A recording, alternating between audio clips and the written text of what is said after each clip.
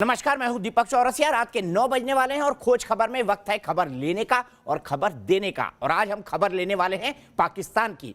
पूरी दुनिया अदृश्य वायरस कोरोना के दुश्मन से लड़ रही है, मगर भारत को एक तरफ जानलेवा कोरोना से देशवासियों को बचाना है तो दूसरी ओर फरेबी पाकिस्तान की चालों का मुंह तोड़ जवाब भी देना है। क्योंकि जो पाकिस्तान जंग के मैदान में नहीं जीत पाया, वो कश्मीर पर फरेबी चालें चल रहा है। मोदी और मोदी पाकिस्तान में इमरान और उनके शागिर्दों के दिल में मोदी के नाम का डर इस कदर है कि उनके पसीने छूट रहे हैं। शाहिद आफरीदी पीओके में आर्मी कैंप में नजर आए, मगर जब वो लोगों से मिले तो इमरान कम और मोदी का नाम ज्यादा लेते दिखे। शाहिद आफरीदी जिस तरह जहर उगल रहे हैं, उसे देखकर किसी भी क्रिकेटर को शर्म आ जाएगी। ये जो एक बहुत बड़ी बीमारी इस वक्त दुनिया में फैली हुई है, अल्लाह ताला हम सबको अपनी हिफ्ज़ो अमान में रखे। आमीन। लेकिन इससे बड़ी बीमारी जो है वो मोदी के दिल और दिमाग में है। बेशक वो बीमारी मजहब की बीमारी है। बेशक कोई शक नहीं। मजहब को लेके वो सियासत कर रहे हैं और हमारे ये 2 किलोमीटर पे जहाँ हमारे कश्मीरी भाई, कश्मीरी बहनें, बुजुर्ग हमारे, उनके साथ जो इतने अरसे से जुल्म कर रहा है वो आदमी, इंशाअल्लाह उसको इस दुनिया में भी जवाब देना होगा और आखिरत में भी जवाब देगा। मोदी को एक बात का पता होना चाहिए, है तो बड़ा दलेर बनने की कोशिश करता है लेकिन है डरपोक आदमी। इतने छोटे से कश्मीर के लिए 7 लाख की फौज जमा कर दी है उसने।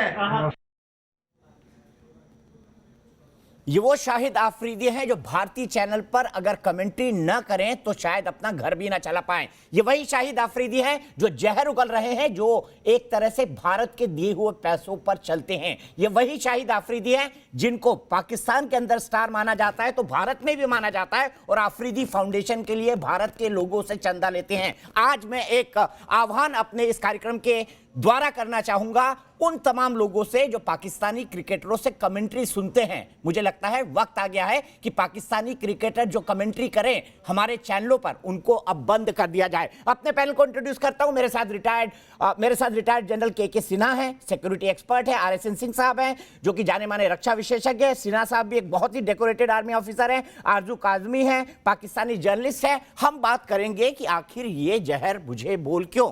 सिंह साहब, क्या इन क्रिकेटर अपने घर को चलाने के लिए, अपने बिजनेस को चलाने के लिए भारत से चंदे मांगते हैं, भारतीय चैनलों पर कमेंट्री करते हैं? अगर ये ना करें तो शायद ये पैसे भी ना कमा पाए। जिस तरह पाकिस्तान रोटी का मोहताज हो गया है वैसे ये भी हो जाएंगे। तो क्यों ना भारतीय चैनल अब इन पाकिस्तानी क्रिकेट कमेंटेटरों को बैन करे, शाहिद आफरीदी जैसे? नहीं, मुझे तो ये भी मालूम है कि इनका एक भाई शाहिद अफरीदी का वो एक जिहादी था, वो ग्लोबल जिहाद में उसका हिस्सा लिया था। जावेद मियांदाद और दाऊद इब्राहिम का आप रिश्ता जानते हो, अभी जो प्रधानमंत्री हैं पाकिस्तान के। अगर आप पूरा इतिहास, मैंने किताब लिखी है पाकिस्तान पे, the military factor in Pakistan, और मैं आपको बड़े जिम्मेदारी के साथ कह सकता हूँ कि जो जिहादी रूट इस क्रिकेटर ने लिया था, ये इमरान खान ने प्राइम मिनिस्टर बनने के लिए, उसके लिए बरेलवियों को भी वहाँ रेडिकलाइज कर दिया थे वहाँ की फ़ौज ने, उसको बनाने के लिए प्रधानमंत्री। तो ये कोई इसकी बात नहीं है। लेकिन ये शख्स फ़ौजियों के बीच में बोले, अरे फ़ौजियों से पूछना था डरपोक कौन है? डरपोक तो तुम्हारी सेना है, क्योंकि तुम अफरीदी ट्राइब के हो।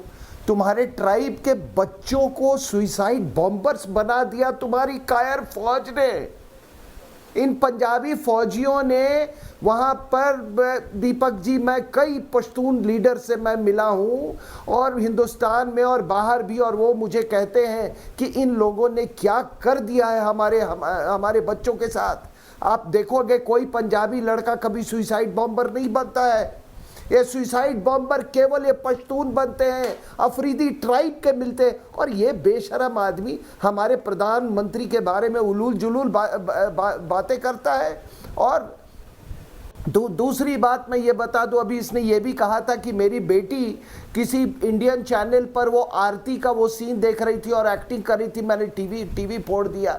अरे यार, सुबह से उठ के क्रिकेट में भी जिहाद, खाने में भी जिहाद, गाने में भी जिहाद, सब सोने में भी जिहाद। कभी कभी तो जिहाद से अलग देखो। और ये 1000 साल हो गए इनको, कोई 300 साल पहले इस मजहब में आया था, कोई 200 साल पहले, कोई 500 साल पहले।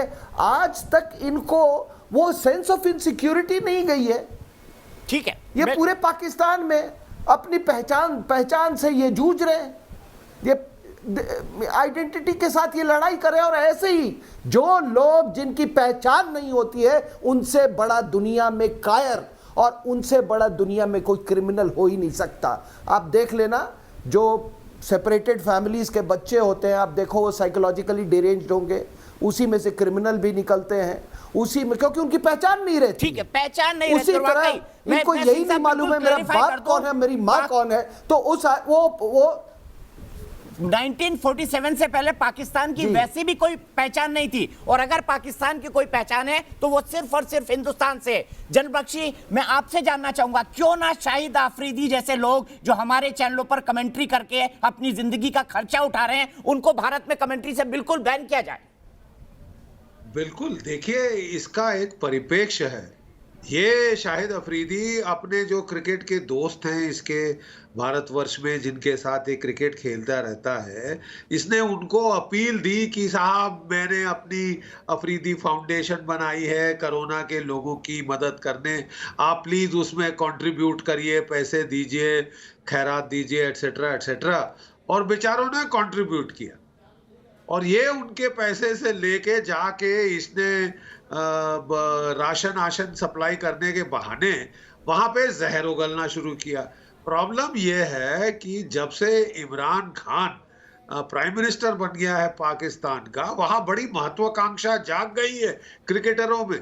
वो अपने आप को अगले प्राइम मिनिस्टर के रूप में देख रहे हैं। सिर्फ आपको करना क्या है, आपको सिर्फ भारतवर्ष को गाली देनी है, फौज की चमचागिरी करनी है, और आप अगले प्रधानमंत्री हो सकते हैं। तो ये जो है तमाशा, ये तो थोड़ा ना अब हद से बाहर जा रहा है। एक तो हमसे पैसे मांगो, हमसे हाथ जोड़ो, खैरात मांगो, जब पैसे दिए जाए, हाइड्रोक्लोरोक्विन टैबलेट्स दी जाए तो भारत को गाली गलौज पे आ जाओ, हमारे प्रधानमंत्री जी को गाली गलौज करना शुरू कर दो। ये बहुत वाहियात मुल्क है, ये बिल्कुल ये बाहर है। और मैं आपको बता रहा हूँ, देखिए और मुल्क इस वक्त दुनिया के जो तमाम मुल्क हैं वो कोरोना वायरस से जूझ रहे हैं, अपने लोगों को बचा रहे हैं। पाकिस्तान को कोरोना वायरस एक अपॉर्चुनिटी लगता है, अपॉर्चुनिटी की इसकी आड़ में वो भारत के खिलाफ जो टेररिज्म की जंग छेड़ी है उसको इंटेंसिफाई करे। अरे साहब, दो ही देश हैं जो इस वक्त बड़े आक्रामक तेवर दिखा रहे हैं, जो कोरोना से ज्यादा अपनी मिलिट्री फ्लेक्सिंग की ज्यादा फिक्र पड़ी हुई है। एक है चीन, कभी साउथ चाइना सी, ईस्ट चाइना सी, ताइवान के बरखिलाफ बड़ी एक्सरसाइज कर रहा है। हमारे साथ उनके जो सिपाही है वो झड़पों में हिस्सा ले रहे हैं, पत्थरबाजी कर रहे हैं, धक्का मुक्की कर रहे हैं। और दूसरा है पाकिस्तान। जब से ये साल शुरू हुआ है साहब, उसने तो कोई 1200 से ज्यादा सीज फायर वायलेशन की है, इन्फिल्ट्रेशन का दर्जे हरारत बढ़ा दिया है। पिछले महीने में ही 18 भारतीय सैनिक हमारे शहीद हुए हैं उसकी टेररिज्म की वारदातों के चलते।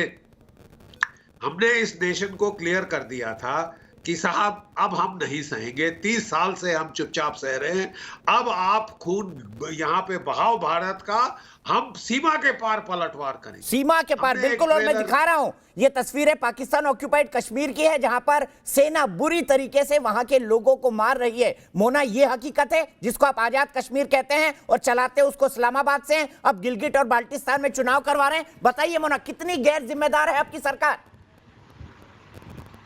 देखें, बहुत सी बातें हुई हैं, अब मुझे सुनिएगा ज़रा पेशेंस से और अच्छे खुले जहन के साथ, जैसे मैंने आपको सुना है। और अभी आपने जैसे बात की, एक तो ये एम्बिशन की मेरा ख्याल है बात कर रहे थे जनरल बख्शी जी के, एम्बिशन बड़ा हो गया है जब से इमरान खान क्रिकेटर बने हैं।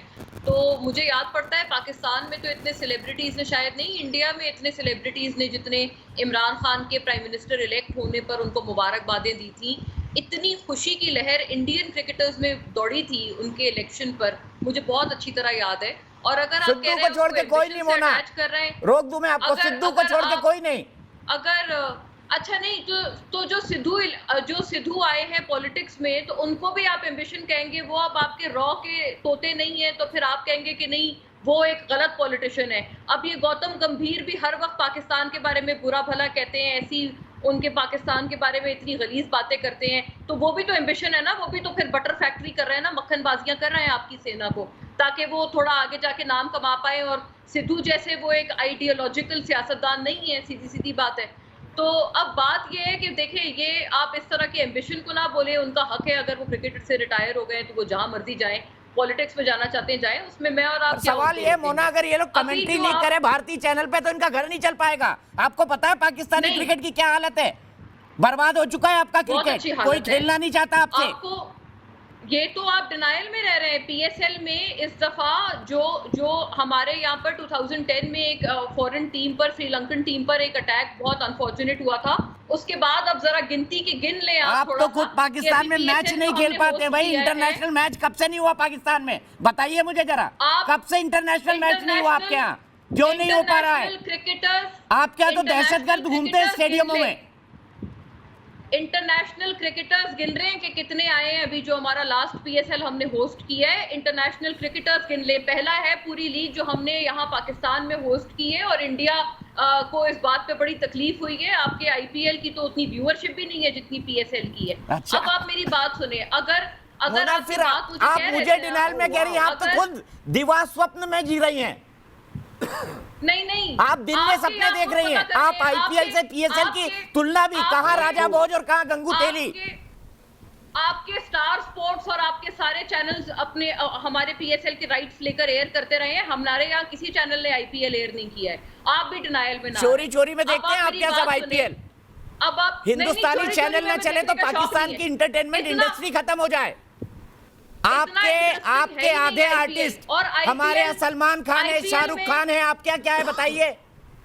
सारे मुसलमान आपने वहां से मुसलमानों से आपने बॉलीवुड बनाया है, फिर उन्हीं को आप लोग सब्जेक्ट करते हैं टॉर्चर को, उन्हीं को आप लोग टॉर्चर करते हैं, परसिक्यूट करते हैं। मुसलमानों ने आपका पूरा मुल्क बनाया है, आप क्या बातें करते हैं? You are living in a state of denial. वाकई मैं जनरल सिन्हा को लाऊंगा। जनरल सिन्हा, डिनायल में कौन जी रहा है, पाकिस्तानी मोना आलम या हिंदुस्तान का बैठा हुआ एक सेलिब्रिटी? वो तो यही कहेंगे। देखिए मोना थोड़ा सा सुन ले मुझे भी। देखिए एक फेल्ड स्टेट पाकिस्तान की जब हम डिस्कशन करते हैं तो एक फेल्ड स्टेट जग जाहिर है, सारे जानते हैं फेल्ड स्टेट, एक डिफीटेड स्टेट। अब वो डिफीटेड स्टेट बॉल टेम्परिंग करने वालों को उनको मौका देता है कि भाई आ जाइए आप सत्ता संभाल लीजिए। जब पूरे फेल हो गए, डीप स्टेट फेल हो गया, पूरा चीज़ फेल हो जाता है, आर्मी भी जब उनको एक प्रॉक्सी मिल जाता है। बिकॉज आपको ये समझना पड़ेगा दीपक जी कि क्यों ऐसा उनके अंदर में एक जाग गया है, चाहे शाहिद अफरीदी हो, चाहे जितने भी क्रिकेटर आए हैं, अभी आरन सिंह साहब नाम ले रहे थे 3-4। आप यदि इसकी हिस्ट्री में जाएंगे, बैकड्रॉप में जाएंगे, तो आपको ये पता लगेगा कि आज के दिन में पाकिस्तान आर्मी ने सोचा, इसके ऊपर एक किताब है आईएसआई की, और यदि आप, और मैं नहीं लिखा हूँ, मोना आलम को पता है किसने लिखा है, Pakistan cricketer and the political setup in Pakistan.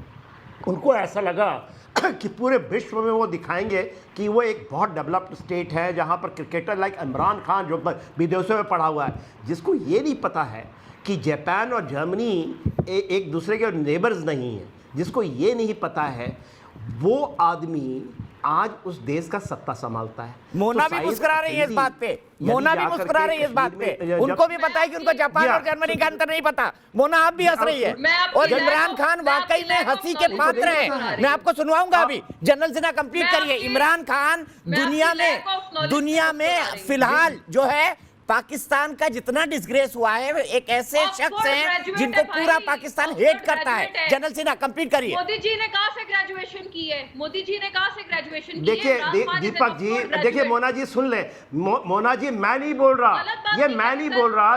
देखिए मोना जी मैं नहीं बोल रहा हूँ, मैं आपको वो पूरा का पूरा मटेरियल मैं भेज दूंगा। ये पाकिस्तान की ही मटेरियल है। और सुने मोना जी आज बात हो रही है और दीपक जी का ये सवाल है कि कमेंटेटर्स के ऊपर में अलग उसकी राइटिंग्स हैं जो वो कह रहे हैं ना कि पाकिस्तान की कैसे चलती है, एक फेल्ड स्टेट जो भीख की कटोरा लेके घूमता है, दर दर टोके खा रहा है, और चाइना का एक नाव एक कॉलोनी है। जब ताइवान, अभी आप सुन रहे थे, ताइवान हांगकांग वहाँ से निकलना चाहता है उसके क्लचेस से, पाकिस्तान ए फेल्ड स्टेट आज उस जगह कटोरा लेके पहुँच जाता है। मोना जी आपको पता है आज के ही में दाईमारा का नाम सुना है? गिलगिट बाल्टिस्तान में दाईमारा डैम के बारे में सुना है? आफ्टर सीपैक वहां पर पहुंच गए इमरान खान भीख लेकर के। अभी बात चली है क्रिकेट के ऊपर में, फिर क्रिकेट के ऊपर ही बताऊंगा। क्रिकेट में आप डेनिस कनेरिया के भी नाम सुने होंगे, किस तरह से उसकी ट्रीटमेंट हुई, उसके स्टेटमेंट्स में आए कि किस तरह से पाकिस्तान, और मैं नहीं कह रहा हूँ, शोएब अख्तर का इसी हमारे चैनलों के अंदर में आकर के वो बताते रहे कि किस तरह से पाकिस्तान क्रिकेट के अंदर में वो सारी चीज़ें हैं जो पाकिस्तान के डीप फेल्ड स्टेट के अंदर पाई जाती हैं, चाहे वो धोखाबाजी, फरेबी, टेम्परिंग, और अपने को दिखाना जो नहीं है, match fixing, spot fixing, match fixing, spot fixing, कितने पाकिस्तानी खिलाड़ियों को सजा हुई है क्रिकेट बोर्ड से? बताइए, नाम बताओ एक एक करके, कितने पाकिस्तानी खिलाड़ियों को बैन किया गया है? बताइए। कहते हैं आरजू को देते हैं, आरजू काज़मी बताइए, कितने पाकिस्तानी खिलाड़ियों को बैन किया गया? चलिए शाहिद आफरीदी की बात होती है तो आरजू जी आप बताइए, कितने पाकिस्तानी खिलाड़ियों को बैन किया गया? मैच फिक्सिंग, स्पॉट फिक्सिंग, बताइए। जो आप बात कर रहे थे कि कमेंट्री नहीं करवाएंगे, पाकिस्तानियों के बगैर आपका काम नहीं चलता, चाहे आपका बॉलीवुड हो, चाहे आप सोशल मीडिया के अंदर कहते हैं कि मैंने कैंसर। सिर्फ आरजू की आवाज, जनरल सुना, एक मिनट, आरजू आइए, आप बोल रही है ना पाकिस्तानी, आप क्या कटोरा लेके खड़े रहते हैं? एक फिल्म दे दो, कटोरा लेके, बहुत देखे मैंने, कटोरा लेके खड़े रहते हैं, एक फिल्म दे दो। सिंगर्स हो, चाहे हमारे एक्टर्स हो, चाहे कोई हो, आपका भारत का पाकिस्तान के बगैर काम नहीं चलता। और अभी भी वजह इसके कि आप लोग अपने लोगों, इसीलिए इमरान खान को कटोरे से भीख नहीं मिली तो उन्होंने जावेद मियादाद को आगे कर दिया, दाऊद इब्राहिम के संधि को। न्यूज देखा करें, अपनी खुद की न्यूज देखिए, आपका लोगों की क्या हालत हुई है, किस तरह से आपके लोग जो आपके लेबर क्लास है वो किस तरह से रो रही है कि उनको कुछ मदद नहीं हो रही है। आप लोग पाकिस्तान के पीछे लगे, कभी आप लोग हमारा जो वेदर दिखाएंगे, कभी बोलेंगे आपके आर्मी चीफ कहेंगे कि जी हम तो आजाद कश्मीर ले लेंगे। आप लोग पूरे क्या करने में लगे रहते हैं पूरे वक्त। आप लोग चिंता मत करिए, मुजफ्फराबाद में अगले कुछ दिनों में भारतीय तिरंगा ही लहराएगा और उसके बाद उसी का रिएक्शन आता है आपके पास। आरजू चिंता मत कीजिए, मुजफ्फराबाद में जल्दी से तिरंगा लहरेगा। 370 खत्म हो गई है कश्मीर से, उसकी तैयारी कर लीजिए आप। उठ जाइए, ये आपका ख्वाब है, कभी भी तिरंगा नहीं लहराएगा, बल्कि जो आपके पास कश्मीर है वो भी पाकिस्तान को मिलेगा। चलिए ठीक है, इसी वजह से हालत दिखाते हैं क्या सोचते हैं पाकिस्तान ऑक्युपाइड कश्मीर के अंदर, पाकिस्तान ऑक्युपाइड कश्मीर के अंदर क्या सोचते हैं वहां के लोग। आइए कुछ आपको साउंड बाइट दिखाता हूं, पाकिस्तान कितना खोखला है अंदर से, ये दिखाएगी आपको ये स्टेटमेंट्स। देखिए, अब कह रहा है आइंदा 2020 में खुशहाली आएगी। ये सारा का सारा क्या है, इस बेवकूफ़ अवाम को लॉलीपॉप दे रहा है, और हम भी क्या है बेवकूफ़ होते जा रहे हैं। हालांकि ये बंदा झूठ पर झूठ बोलता जा रहा है। जब ये आया इसने कहा कि 90 दिन के अंदर मैं सब कुछ क्या कर दूंगा, बदल दूंगा, पाकिस्तान का ये हो जाएगा वो हो जाएगा। 90 दिन गुजरे, उसके बाद इसने अगली डेडलाइन दी, कहा कि 6 महीने के बाद फिर वैसे ही, फिर साल हो गया, अब 1.5 साल गुजर चुका है। इमरान खान साहब ने तकरीर करते हुए कहा कि इस साल मुश्किल दा सी, अगला साल खुशहाली दा साल है। तो लगता है कि अगला साल आसानियाँ तो कोई उम्मीद नहीं है, कोई इमरान खान तो कोई उम्मीद नहीं। सर महंगाई पे तो बहुत जोर पड़ गया। पहले जो चीज़ सस्ती होती थी वो डबल हो गई है, किराए भी डबल हो गए। बच्चों को देख लें, बच्चों की चीज़ें लेने जाते हैं वो बढ़ गई हैं। कौन सा नया पाकिस्तान है? इमरान खान से बोलो वापस आ जाए नीचे अपनी सीट से। तो देखिए मोना जी, ये मैं नहीं कह रहा हूं, पाकिस्तान के लोग कह रहे हैं आपके प्रधानमंत्री इमरान खान के बारे में, अपनी सीट से नीचे आ जाएं। नया पाकिस्तान देने का वादा किया था, आज उनको जावेद मियादाद को कटोरा लेकर भीख मांगने के लिए आगे करना पड़ रहा है, अपने पुराने क्रिकेट के दोस्त को, जो भारत के भगोड़े दाऊद इब्राहिम के समधी हैं। बताइए, यहां पहुंचाया है 5 साल में इमरान खान ने पाकिस्तान को। डेमोक्रेसी है, क्यों नहीं कह सकते हैं, कहेंगे लोग। अगर उनको लग रहा है गवर्नेंस नहीं हो रही है या उनको अपने बातें पूरे होते नहीं नजर आ रहे हैं तो वो बोलेंगे, इसमें कोई वो थोड़ी है। आपकी तरह डिक्टेटरशिप थोड़ी है हमारे यहाँ। आप देखें जो मोदी जी को गालियां पड़ती हैं, दिल्ली में जो प्रोटेस्ट हो रहे हैं, वहां पर जाके जरा एक दफा देख लें, जो वो ये गल्फ की प्रिंसेस और रॉयल फैमिली जो रोज ट्विटर पर आके आईएसआई का झूठ था, सब डिनाई कर चुके हैं मोना, सब डिनाई कर चुके हैं। वो भी तो देख ले, सब डिनाई करते रहे। डिनाई होने से क्या होता है? डिनाई आप लोग करेंगे, जाहिर है आपकी मजबूरी है। मैं आपकी मजबूरी समझती हूँ, मैं आपको मुश्किल में नहीं डालना चाहती हूँ। आपके यहाँ तो लिंचिंग हो जाती है बात बात पे, तो इसलिए मैं कोई इसमें नहीं आपको डाल रही। Don't worry about. मैं भी आपको फुटेज दिखाऊंगा क्या हुआ है कराची के पास में जकात लेने गए थे। जकात लेने गए थे। आप जरा दिल्ली की भी फुटेज दिखा दें। जकात गए थे लेने के लिए इमरान खान। जनरल बख्शी क्या कहेंगे आप? भी नहीं मिला। क्या देखिए आपके हिसाब से कितनी जल्दी मुजफ्फराबाद में अब तिरंगा लहराना चाहिए जनरल बख्शी? देखिए ये इंतज़ार करें, इनकी सब ख्वाहिशें पूरी कर देंगे। मैं सिर्फ ये कहना चाहता हूँ कि साउथ एशिया का भी कोई वजूद है। We have a standing globally, और हमको बड़ा बुरा लगता है जब साउथ एशिया के किसी भी मुल्क की तौहीन होती है। इमरान खान साहब बेचारे, उनकी देश में बड़ी इकोनॉमिक प्रॉब्लम आ रही थी, तो वो एक जो है कमर्शियल जेट में टिकट खरीद के वो गए थे अमेरिका।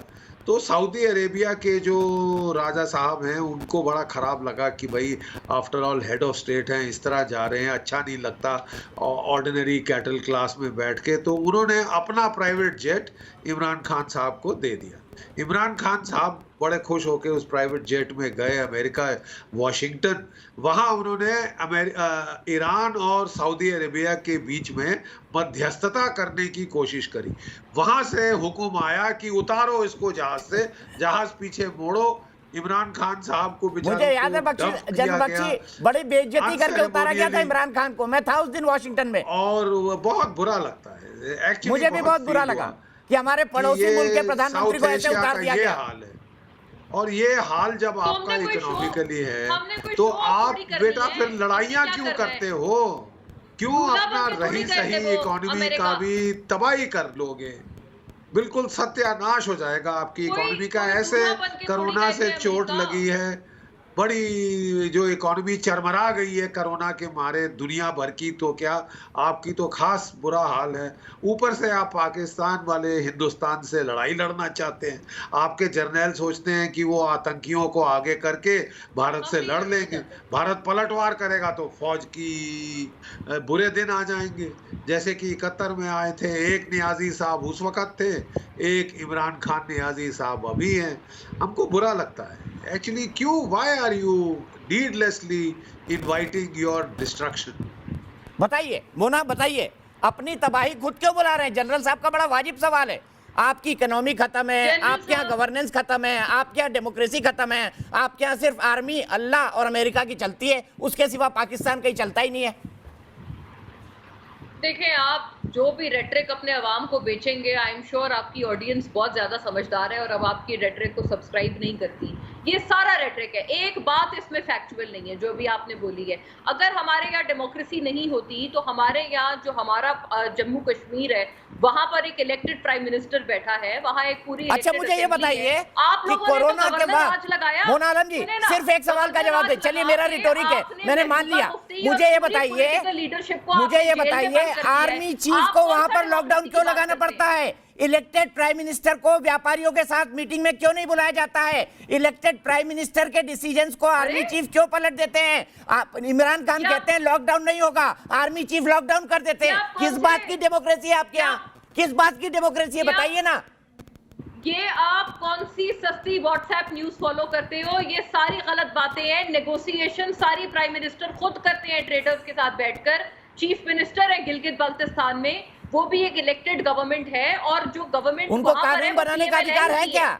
गिलगित बाल्टिस्तान की विधानसभा को क्या कानून बनाने का अधिकार है? लेजिस्लेटिव असेंबली है, क्या बात करते हैं आप? लेजिस्लेटिव असेंबली है वहाँ पे, लेजिस्लेटिव असेंबली गिलगित बाल्टिस्तान में भी। एक कानून बता दीजिए, एक कानून बता दीजिए जो पाकिस्तान में लागू हुआ हो, गिलगित बाल्टिस्तान में लागू हुआ हो, जो उस असेंबली ने बनाया, बताइए। बाल्टिस्तान में हर कानून जो बनता है गिलगित बाल्टिस्तान में, वो उन्हीं की असेंबली बनाती है। हमारे यहाँ से कानून बन के नहीं जाते हैं, हमारे सिर्फ सेंटर से, फेडरेशन से फाइनेंसेस जाते हैं ठीक, गिलगित बाल्टिस्तान की इसको भी और मैं आजाद एक्सपोज करूंगा, कश्मीर अभी की भी। आऊंगा। अच्छा आप हुआ बिल्कुल गिलगित deny बाल्टिस्तान से मेरे शुरू हो गए, आप वहां क्या चुनाव का I have- ड्रामा कर रही हैं मैं बताऊंगा इस ब्रेक के बाद। मोना आलम और आरजू काजमी जी हमारे साथ पाकिस्तान से बनी हुई है, और साथ ही मेरे साथ एक बहुत बड़ा पैनल है, RSN सिंह साहब, रिटायर्ड मेजर जनरल माफ कीजिएगा के सिन्हा साहब, और साथ ही साथ मेजर जनरल GD बख्शी। तुरंत वापस आता हूं।